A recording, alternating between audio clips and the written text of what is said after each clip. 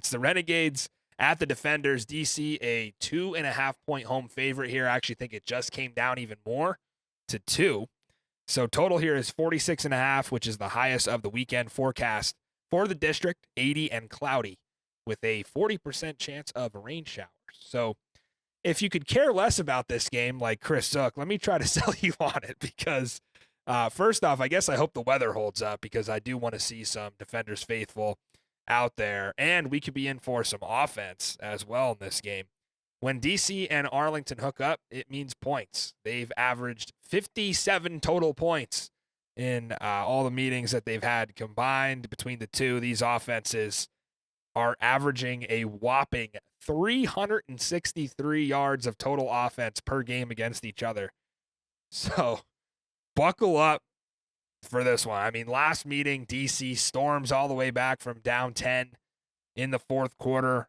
They get a Matt McCrane game winner, just an electric game to get a little bit of revenge for the championship. I'm not going to go as far as saying that it satisfied me and saying, oh, we're better now, but this would be nice to get the season sweep of the Renegades after ruining the dreams of the championship last year. So let's focus on the DC offense. They had their best game of the season against dreadful Memphis, so really no surprise there. But to me, this was more than just pounding a dead team because it felt like they did try some new things. They had some more first down passes. They had some more ways to get guys in space.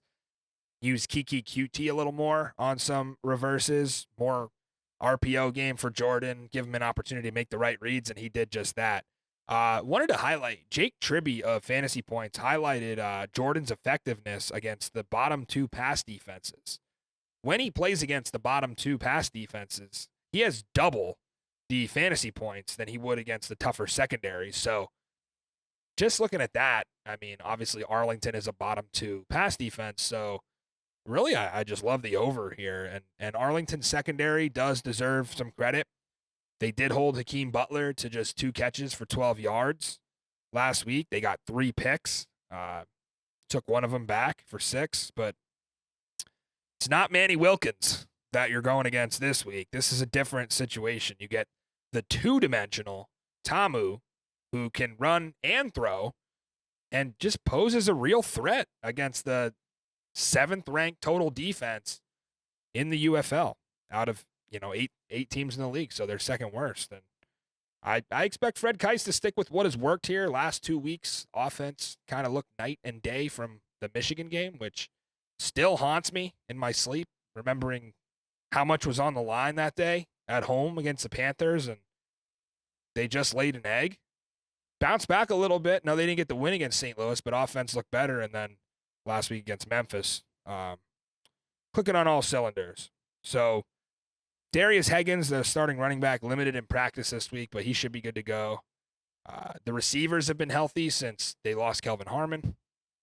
They did lose a starting left guard, Lamont Gillard, to IR, and the line has been shifting around pretty banged up all year, but not too worried about that in this one. I wouldn't be surprised to see a pretty big day here from Jordan Tamu and, of course, Ty Scott as well, who has filled in nicely for Harmon.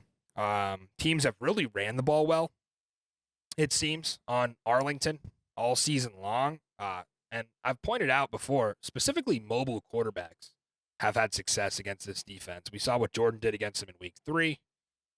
They've had some issues with spies and being able to stop a quarterback who can either do RPOs or even Manny Wilkins, I think, last week scrambled for a bunch of yards against them. So question becomes, can we finally get in a 100-yard rushing game out of Darius Higgins or even Cam Harris? I mean, I want to see that because it's your last chance to do it, and it's crazy to me, all the yards that Abram Smith put up last year in this offense. I think he had like at least 5 or 6 games over 100 yards, and they just haven't been able to get one guy, I believe, over 100 yards. They went over 100 as a team, but I'm pretty sure they haven't had a 100-yard rusher individually yet, so I want to see that. When we look at Arlington offensively, I'm just truly blown away by the difference here between the on-paper numbers and then the on-field results of being 2-7. 32.5 points per game in the last 3 for the Renegades, which they're 2-1. I was honestly pretty shocked DC was the favorite here. In fact, I think I even mentioned Sunday night that I would grab them as a dog. I thought maybe 2 or 3 point dog, but I just don't want to lay the points with them because Arlington's a good team. And I could see this getting to around a pick 'em by close of this line. The Renegades have actually been a super popular team to bet for the Sharps the last couple weeks, which kind of puts our Renegades narrative to bed. I won't do it, but to me, I mean, the bettors are loving it, and you're seeing a lot of line movement with their games. It's going as many as 4 or 5 points in their direction, so money's coming in. And I guess when Sharps are looking at this team's profile with their computer models, their computers are falling in love with this team because all the data looks great. I mean, you have Luis Perez quietly being an offensive player of the year candidate. He made the St. Louis secondary look silly, and they were the number 1 pass defense in the league. And not even Adrian Martinez had that kind of success against St. Louis. I mean, he played well, but Luis Perez was on another level last week, and that's why Malik Fisher brings him up, right? He's the first thing you think about. So he's a gamer, and he really knows what Greg Williams is about to throw at him because we talked about this last year at Langsuk. Luis Perez went against DC 4 times. He faced him twice with Vegas, and he played him again twice with Arlington. So this is unreal how much he knows and how much he's prepared for DC, and he's pissed off about what happened in week 3 because the offense did enough and the defense blew the game. Renegades are limping a little bit in the receiving core. They lose Javonte Payton to the IR. Thought he had a pretty fantastic season. 23 catches, 279 yards, and 5 touchdowns. His backup, Isaiah Winstead, who came in and had a good game against St. Louis last week, was also injured in his relief, and he hasn't practiced. Also, Tyler Vaughns and Sal Cannella are limited. Not sure if that's a load management thing, but something to keep an eye on. I do expect those guys to play. Not sure about Winstead, but I think Vaughns and Cannella will go.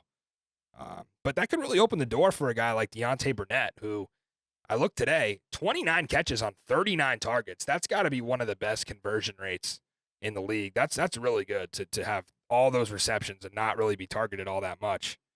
He's very reliable. So for DC defensively, they're just as hobbled in the secondary. Starting corner Michael Joseph was out last week, so they put Nidair Rouse in to back him up, and now he's hurt. So DC's about to be super thin at corner. They're going to end up having to move one of the outside corners to the slot, which could be a disaster when you think about a guy like Sal Cannella. They're also missing a safety. I know at times Greg Williams liked to put a safety one-on-one in man against Cannella. Now you don't really have Santos Ramirez to do that anymore. It's a banged-up secondary, and it kind of cancels out those Arlington receivers being injured. So that's why I'm still confident in the over. These are 2 of the worst 3 scoring defenses in the league. They can't stop the run. DC gives up 125 a game on the ground. Arlington giving up 115 game on the ground. Believe it or not, those rush defenses are both even worse than Memphis. So I guess one bright spot, DC does have the second-ranked pass defense, but again, not much of a rotation to corner at corner and safety to work with. They're going to have to play all your starters, and they'd like to do that 4-2-5 look. So guys are going to be out on the field for a long time, especially if Perez can sustain drives. I do expect a 27-24 type of game here. I don't think it's worth betting on either side, but I do love the over. The over is a great play. And I'm going to go ahead and pick DC one last time. It's bittersweet for me.